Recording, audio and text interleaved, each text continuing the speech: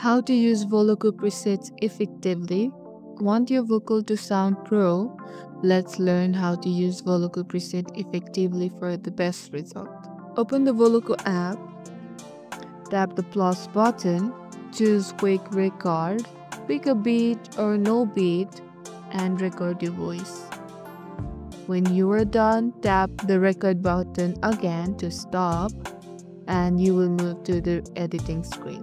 At the bottom or at the middle, you will see tons of presets like hard tune means strong autotune for pop or rap, big chorus means add depth and layer, natural tune means light correction for realistic sound, super vocoder means robotic or futuristic vibe. Don't just stick to one, swipe through and preview each preset with your recording. For the best autotune effect, set the key and scale to match your song or beat.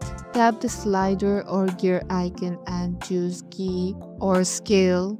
This keeps the tuning clean and on pitch. Most presets allow tweaks like pitch correction means more robotic sound, less natural, or reverb and delay means add space or echo. EQ means balance your tone. Play around until it sounds professional. Once your preset is perfect, tap continue, then save or share to TikTok, Insta, or anywhere. And boom, you just mastered Voloco preset like a pro.